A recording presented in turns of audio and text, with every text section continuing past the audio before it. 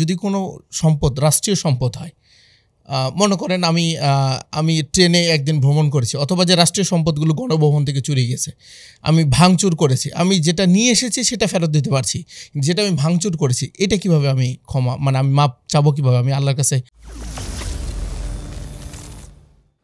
আত্মাহারিক TV, ওহির আলোয় উদ্ভাসিত জীবনের জন্য। দেখুন, এটা হচ্ছে জনগণের সম্পদ। কারণ গণভবন কারো ব্যক্তিগত জায়গা নয়, সংসদ ভবন কারো ব্যক্তিগত জায়গা নয়। আমাদের সারা বাংলাদেশের যত জনগণ আছেন প্রত্যেকে প্রত্যক্ষ এবং পরোক্ষভাবে এই সরকারকে সহযোগিতা করে থাকে। যেমন ধরুন, আমাদের দেশে আমরা যে সমস্ত জমির মালিক, সেই সমস্ত জমিতে প্রত্যেক বছর একটা ট্যাক্স দিতে হয়, কর দিতে হয়।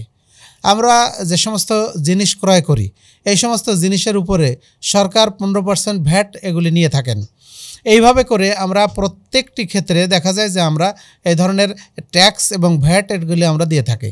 যেমন ধরুন, একসময় আমরা দেখছি যেমন যমুনা সেতু তৈরি হয়, তার পূর্বে বহু বছর ধরে সরকার এই যমুনা সেতুকে উপলক্ষ করে তিনি কিন্তু বাসে এবং ট্রেনে এই টিকিটে একটা বিশেষ কর সরকার আরোপ করেছিল।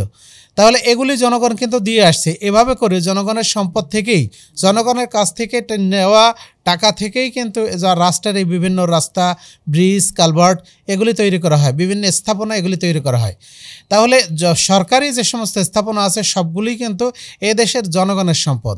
এখন যারা এই সম্পদ ভাঙচুর করেছেন কিংবা অগ্নিসংযোগ করেছেন, তারা কিন্তু এই দেশের প্রত্যেকটি নাগরিকের কাছে তারা ঋণীর দায়ী।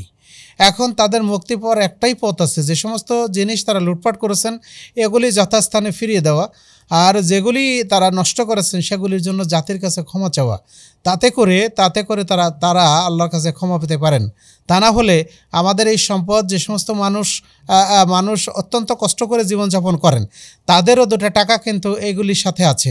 সুতরাং এজন্য যারা এই সম্পদ, যারা এই সরকারি বিভিন্ন অফিস আদালত এগুলি নষ্ট করেছেন কিংবা ধ্বংস করেছেন, অগ্নিসংযোগ করেছেন, লুটপাট করেছেন, তাদের জন্য নিঃস্বার্থ ক্ষমা চাওয়া উচিত জাতির কাছে। আর সেই সাথে এই জিনিসগুলি ফিরিয়ে দেওয়া দরকার। তাতে করেই এইভাবেই তারা কিন্তু এই সমস্ত কাজ থেকে, এই অপরাধ থেকে তারা মুক্তি পেতে পারেন।